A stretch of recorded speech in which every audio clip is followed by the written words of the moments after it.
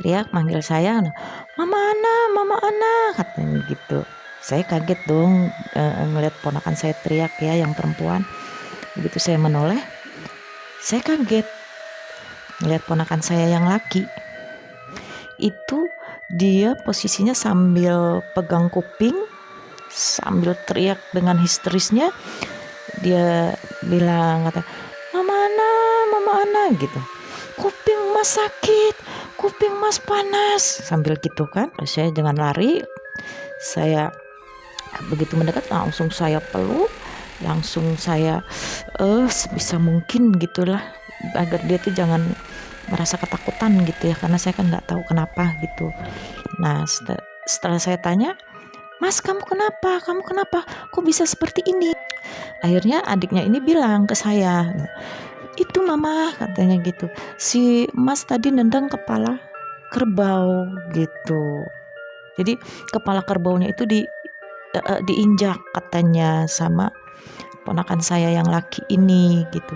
Di situ saya lemes, saya cuma bisa sebut astagfirullahaladzim, la ilaha illallah. Saya cuma bisa itu, tapi di situ saya merasa kayak ada kekuatan ya untuk bantu, untuk nolong sebisa saya untuk ponakan saya ini. Itu dengan kencengnya saya peluk gitu. Entah nggak tahulah apa yang saya ucap, entah apa yang saya lakukan untuk ke ponakan saya ini gitu.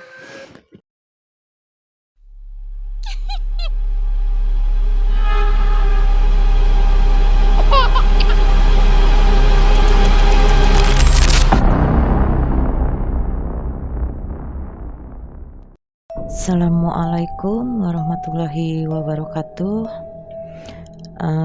Perkenalkan, saya Ana. Saya bertempat tinggal di Karawang, Jawa Barat. Untuk kesempatan ini saya berterima kasih kepada Tri Channel 60 yang sudah mengizinkan saya untuk berbagi cerita di channel YouTube Tri Channel 60. Waktu itu kejadiannya saya lupa ya tahun berapa, tapi yang jelas kejadian itu menurut saya benar-benar di luar nalar saya, yang tepatnya kejadian itu terjadi di alun-alun Solo.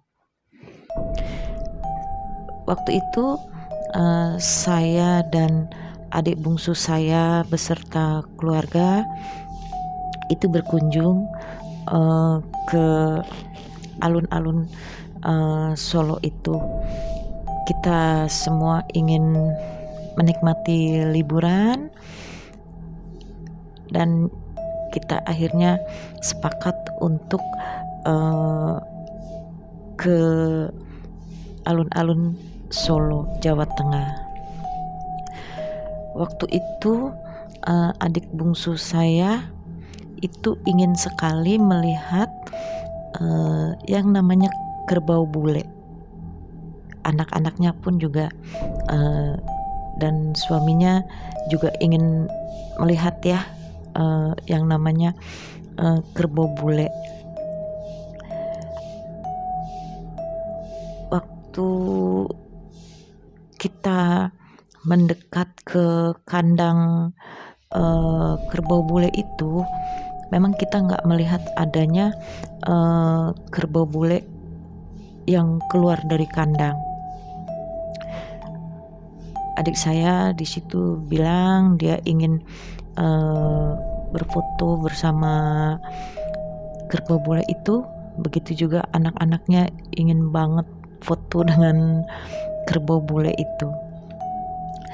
Pada saat kita lagi bincang-bincang sambil menunggu kerbau bule itu keluar dari kandang, akhirnya keluar juga kerbau bule itu. Ada 3 ekor yang keluar dari kandang itu.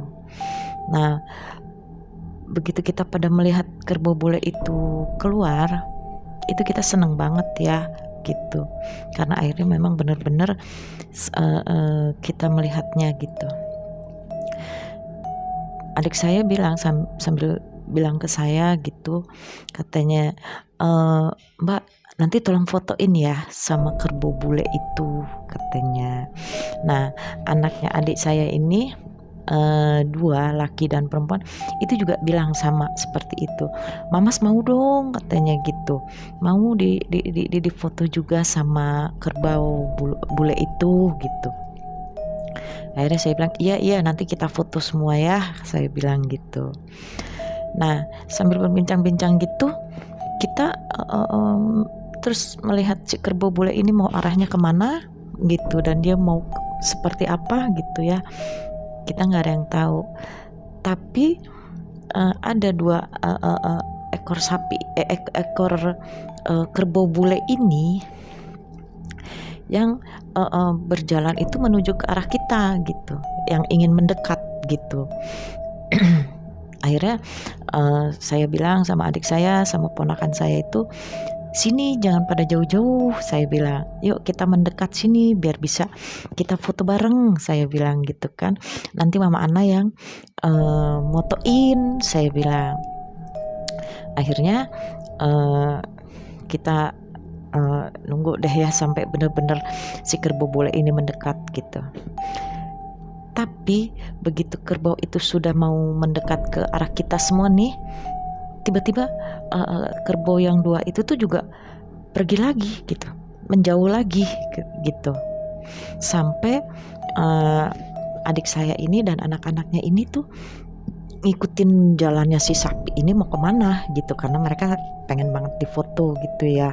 Nah, mereka tuh ngikutin ke arah mana gitu si kerbau bule ini berjalan. Setelah mereka ikutin si kerbau ini, ternyata si kerbau ini muter lagi gitu, muter dan menuju ke arah saya, yang dimana saya di situ sendiri ya, nggak ada siapa-siapa, karena adik dan keluarganya itu muter ngikutin si kerbau bulenya ini. Begitu saya sendiri, si kerbau ini tuh yang 2 itu menuju ke arah saya. Dia mendekat, yang satu mendekat, yang satunya lagi mendekat gitu, dan akhirnya posisi si kerbau bule ini tuh kepalanya tuh dua-duanya pada ke perut saya gitu. Pada ke perut saya, kayak apa sih? Kayak kepalanya tuh diusek-usek gitu loh. Nah, saya kan seneng lah gitu ya. Ternyata si kerbau bule ini kok mau mendekat dengan saya gitu. Sedangkan untuk ke adik saya sama keluarga itu mereka nggak mau gitu.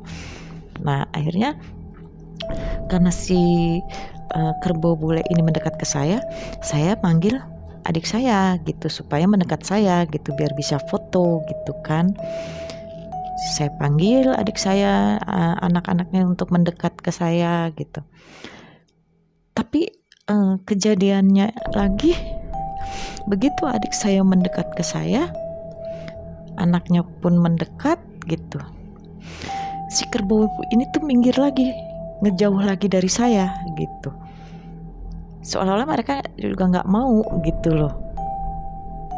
Nah, begitu si kerbau ini menjauh, adik saya bilang lagi ke saya, "Mbak, kok kerbaunya menjauh ya?" gitu. Saya bilang, "Iya, nggak tahu," saya bilang gitu kan. Akhirnya saya bilang ke adik saya, "Ya udah, tunggu aja sini," saya bilang. "Barangkali nanti datang lagi," saya bilang gitu kan. Terus akhirnya nurutlah adik saya sama anak-anaknya itu selalu dekat dengan saya gitu. Tapi itu agak lama ya, sekitar 10 menit lah gitu. Si kerbaunya ini nggak mau mendekat juga gitu. Akhirnya saya punya ide gitu untuk mancing ya gitu. Saya nyuruh adik saya dan anak-anaknya itu menjauh dulu dari saya gitu. Siapa tahu gitu ya, si kerbau ini mau mendekat lagi ke saya gitu. Akhirnya mereka menurut, saya sendiri lagi, tapi posisi masih di seperti yang tadi semula ya gitu. Dan ternyata benar, begitu adik saya dan anaknya itu menjauh dari saya, si kerbau yang dua ini tuh mendekat ke saya lagi gitu. Itu juga saya nggak tahu ya kenapa dan ada apa gitu ya. Kok dia mau mendekat gitu, tapi dengan adik saya tuh akhirnya menjauh gitu. Nah udah gitu saya panggil lagi lah adik saya ini kan, supaya dia juga mendekat lagi ke saya gitu, karena mereka itu mau ambil foto bareng lah gitu. Dan kejadian gitu lagi, begitu adik saya dan anaknya ini mendekat, pergi lagi itu sapi, itu kerbau gitu, si kerbaunya ini gitu. Akhirnya adikku dengan rasa kecewa dia bilang, aduh mbak kok jauh lagi ya sapinya gitu. Kenapa ini kok nggak mau dekat sama aku, katanya gitu. Saya sambil ketawa kan, nggak tahu juga mbak nih, kata saya bilang. Akhirnya dengan keputusasaan itu ya, karena si kerbaunya ini menjauh, adik saya akhirnya minta izin sama saya, dia mau ke tempat yang lain, yaitu dia mau melihat yang namanya apa ya, gerbong kereta api ya, yang mana itu juga katanya itu ada cerita mistis gitu tentang si gerbong kereta ini gitu. Akhirnya adik saya ke sana gitu. Dia bilang katanya, ya udah mbak, aku ke gerbong kereta itu aja ya, foto-foto di sana, kata dia. Saya bilang oke, nggak apa-apa ya, saya bilang, tapi awas ya, hati-hati ya, saya gitu. Begitu adik saya yang bungsu ini sama suaminya itu menuju ke gerbong, ini anaknya ini nggak mau ikut. Anaknya ini lebih memilih dengan saya gitu. Dia anaknya itu diajak nggak mau ya, nggak di sini aja sama mama Ana, katanya gitu. Akhirnya saya ngajak ponakan saya ini, saya bilang, Mas, Dek mau itu nggak ngasih maem kerbau bulenya, saya bilang. Oke, oh iya mah mau katanya gitu, mau mah katanya. Ya udah, akhirnya saya ke tempat yang di situ ada yang sudah disediakan gitu ya, rumput-rumput gitu untuk pengunjung yang ingin memberi makan kerbau bule itu, sudah disediain gitu ya.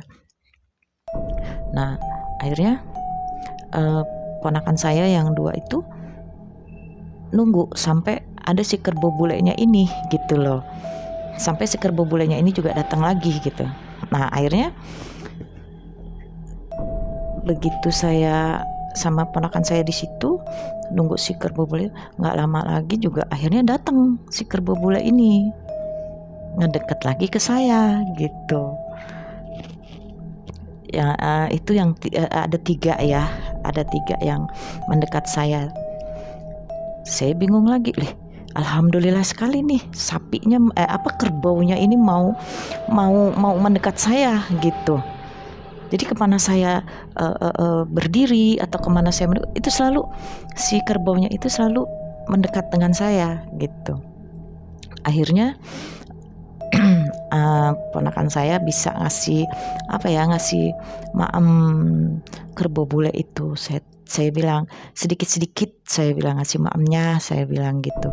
Terus nggak boleh diapa-apain ya, disayang, dielus, saya bilang gitu. Ya mas ya, dengerin ya dek, saya bilang, iya mah iya, katanya gitu. Setelah saya bicara kayak ke ponakan saya ini, nah mamahnya mereka ini manggil saya untuk ke gerbong kereta yang tadi saya bilang itu kan berdekatan ya gitu, karena satu lokasi.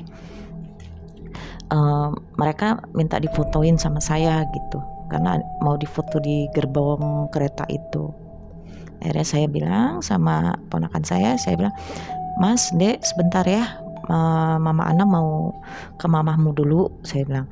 Itu mama lagi minta fotoin, kata saya. Oh iya mah, iya, katanya gitu. Terus akhirnya saya pesan lagi, pokoknya nggak boleh diapa-apain nih sayang ya, kata saya bilang gitu. Udah cukup dikasih maem, dielus, saya bilang disayang, nggak apa-apa, saya bilang. Iya mah, iya gitu. Nah akhirnya saya berjalanlah menuju ke adik saya itu. Setelah beberapa langkah saya berjalan, adiknya Mas ini itu teriak manggil saya, Mama Ana, katanya gitu. Saya kaget dong ngeliat ponakan saya teriak ya, yang perempuan. Begitu saya menoleh, saya kaget ngeliat ponakan saya yang laki. Itu dia posisinya sambil pegang kuping, sambil teriak dengan histerisnya. Dia bilang, kata, Mama Ana gitu. Kuping mas sakit, kuping mas panas, sambil gitu kan.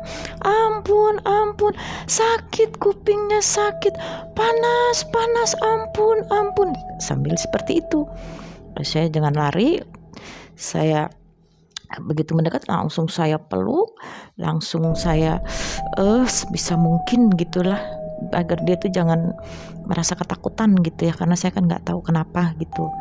Nah setelah saya tanya, Mas kamu kenapa, kok bisa seperti ini gitu, dia bukannya jawab tapi dia malah sakit kuping mamas, panas, sakit, ampun. Itu dengan yang yang badannya itu sudah pucat pasi gitu, yang sudah nggak ada, kalau kita lihat kayak nggak ada darahnya lah gitu.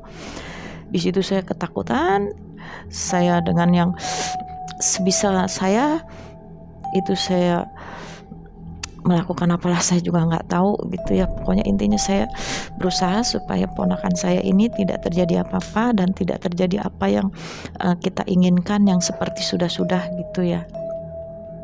Akhirnya adiknya ini bilang ke saya, itu mama, katanya gitu, si Mas tadi nendang kepala kerbau gitu.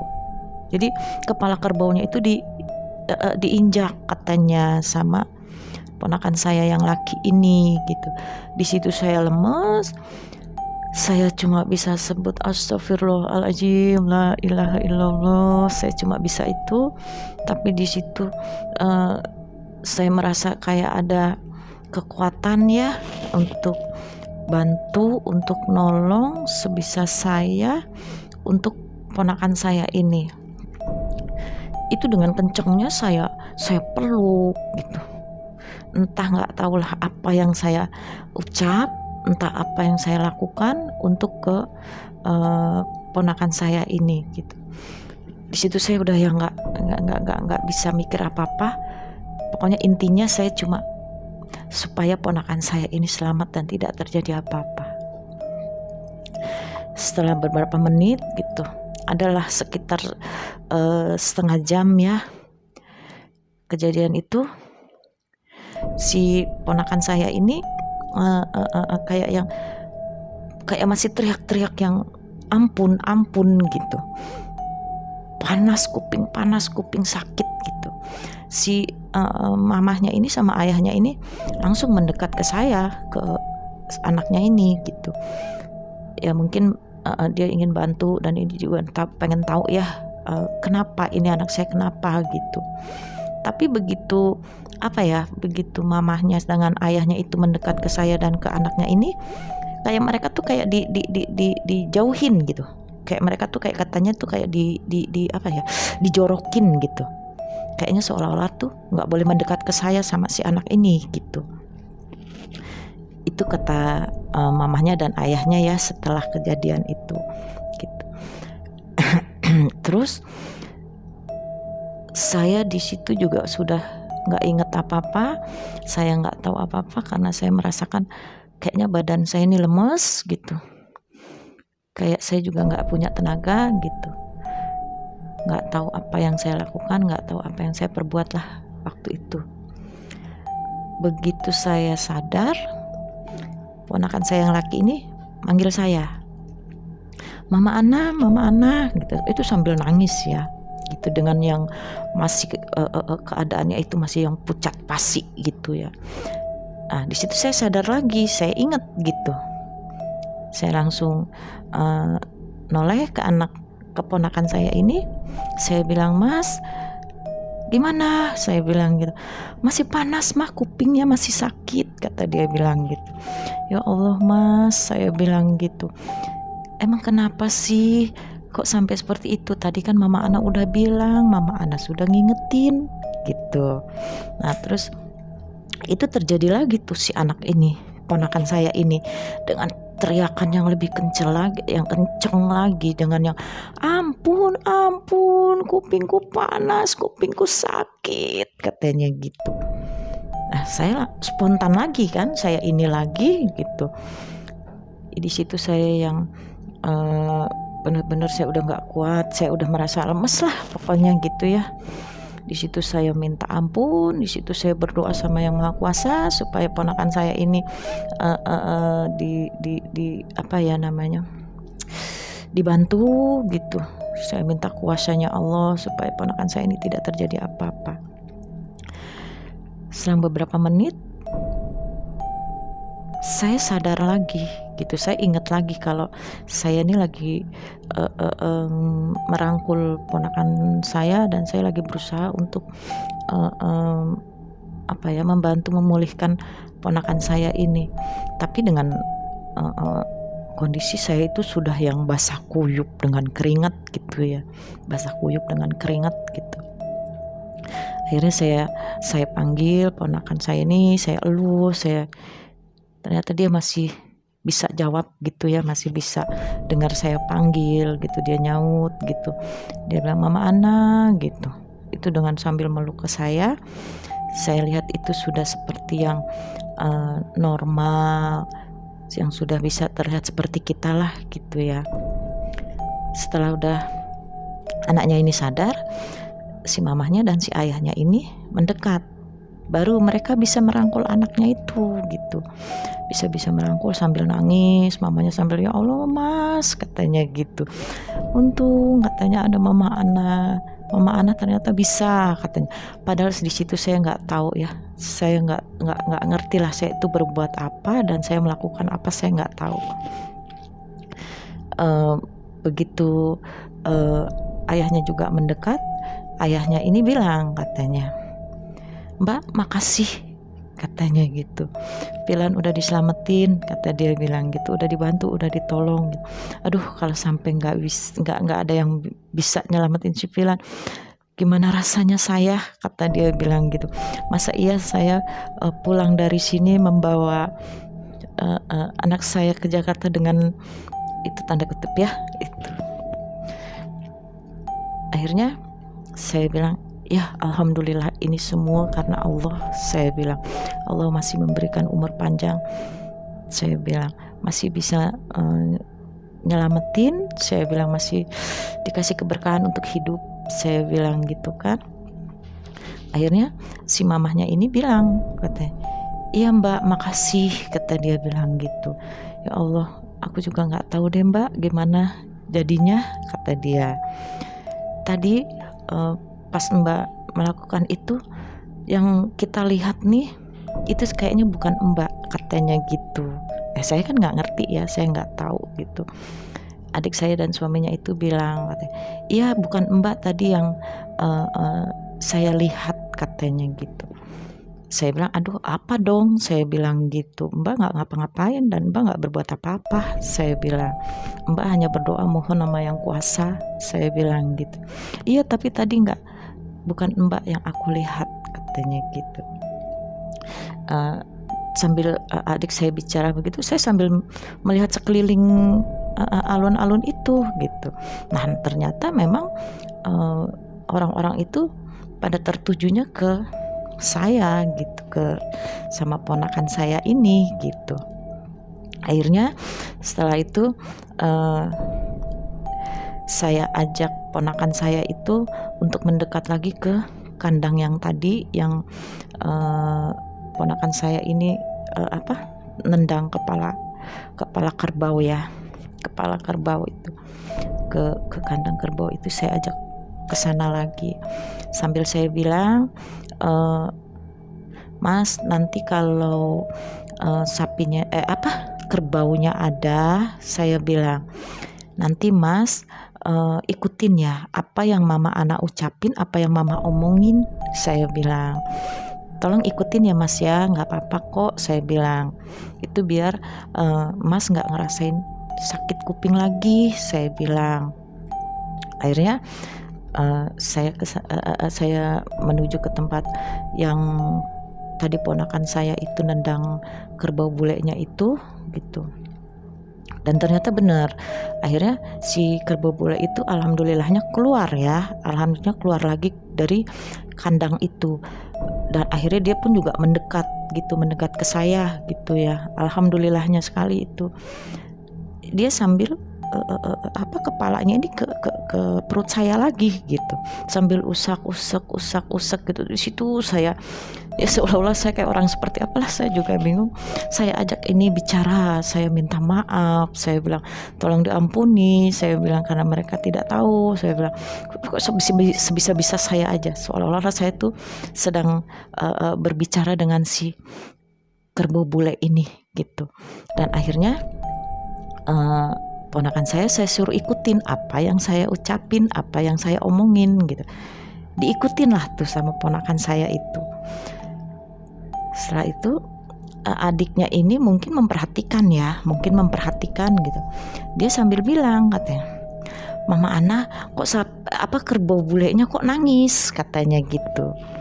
Karena saya kan nggak ngelihat ya, karena saya nggak melihat si kepala kerbau bulenya ini, karena kan dia adanya di perut saya gitu, adanya di perut saya gitu. Akhirnya saya agak mundur sedikit untuk melihat posisi si kepala kerbau ini gitu. Dan ternyata benar yang saya lihat, si kerbau bule ini kayak menangis, dia kayak mengeluarkan air mata gitu. Tapi di situ saya ajak bicara lagi lah gitu. Entah si kerbau bulenya ini ngerti atau enggak, saya nggak tahu ya. Saya ajak bicara lagi dan akhirnya di situ saya minta maaf benar-benar gitu ya, karena ponakan saya nggak tahu gitu. Sambil saya itu kayak seolah-olah saya berpamitan, seolah-olah kayak saya itu berpamitan dengan si kerbau bule ini gitu. Setelah saya berpamitan, ternyata kerbau yang dua ini pun juga keluar lagi, mendekat lagi ke saya gitu. Dan itu pun juga dengan kejadian yang sama juga, mereka itu mendekat pokoknya ke perut saya lah gitu. Kayaknya seolah-olah mereka tuh pengen dimanja, pengen disayang gitu ya, menurut saya sih gitu. Udah itu akhirnya saya pamitan dengan semua yang ada di situ, terutama yang ponakan saya ini juga saya suruh berpamitan gitu. Setelah itu akhirnya saya ajak ponakan saya dan adik saya itu untuk pulang gitu, karena kondisi saya itu baju sudah basah keringat, saya sudah lemas dan saya kayak lunglai lah gitu. Tapi yang saya syukuri di sini, alhamdulillah ponakan saya itu bisa pulih lagi, bisa normal lagi, dan tidak terjadi apa-apa yang kita tidak inginkan gitu ya. Alhamdulillahnya ponakan saya sehat, selamat sampai sekarang. Mereka sudah besar gitu. Cukup cerita saya sampai di sini. Wabillahi taufiq wal hidayah. Wassalamualaikum warahmatullahi wabarakatuh.